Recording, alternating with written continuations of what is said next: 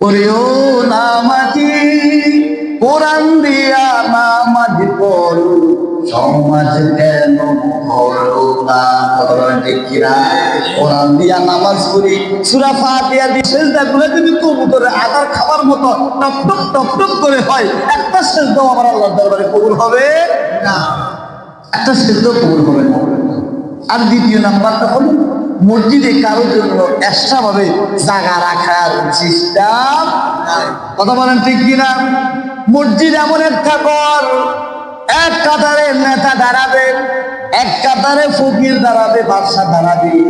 এখানে কে বাদশা কে ফকির কারণে দাঁড়াবে? কথা বলেন ঠিক কিনা? এর কারণ হলো মানুষগুলা মসজিদে আল্লাহর কোরআন মানে, কিন্তু সমাজে আল্লাহর কোরআন বাস্তবায়ন করে না। বলেন ঠিক কিনা? আল্লাহ রাসূলুল্লাহ সাল্লাল্লাহু আলাইহি সাল্লাম বলেন, এই মসজিদে আল্লাহর কোরআন মানার কারণে মারামারি নাই। কথা বলেন ঠিক কিনা? ধনীর গায়ে গরিবের পাওয়া লাগে, লাগে কিনা?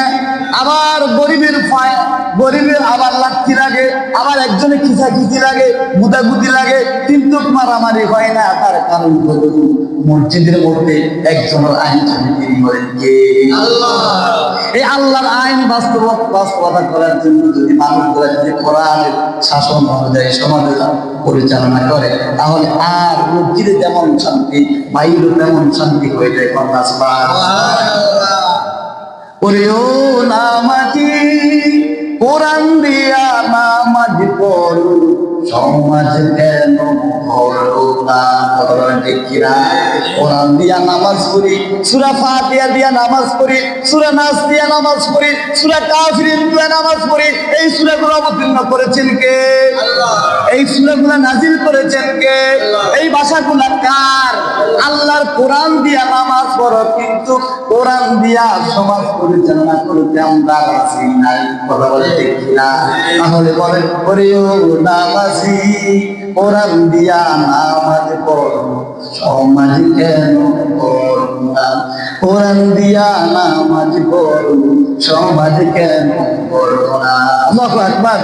কোরআন দিয়ে যদি নামাজ পড়তে পারেন, এই কোরআন দিয়ে যদি আবার সমাজ করতে পারেন, দেখবেন এই সমাজে মারামারি থাকবে না। কথা বলেন ঠিক কিনা? এই সমাজে মারামারি থাকতে পারে? মসজিদে যেইভাবে নিয়ম শৃঙ্খলা ভাবে ধনী গরিব সকলে মিলেমিশে থাকে, তেমনি ভাবে সমাজে শুধু কোরআন না মানার কারণে আল্লাহ যে আমাদের প্রতি কত নারাজ, এটা আজকেও একটা প্রমাণ পাইলেন। আজকে ভূমিকম্প হয়েছে যে কে কে বলতে পারবেন? ভূমিকম্প হয়েছে যে কে কে বলতে পারবেন? কারো কি আছে? অনেকে মনে হয় আর পান নাই। ঢাকা শহর এই মোহাম্মদপুরে একটা কলেজের একটা ছেলে বেদিসে হইয়া দোতলা থেকে লাফ দিছে। কই যাইবি? এমন একটা ভূমিকম্প হয়েছে। কথা বুঝতে পারছেন? এই ভূমিকম্প হয় যখন আল্লাহ তার বান্দার প্রতি নারাজ হয়ে যায়। বান্দার প্রতি কি হয়ে যায়?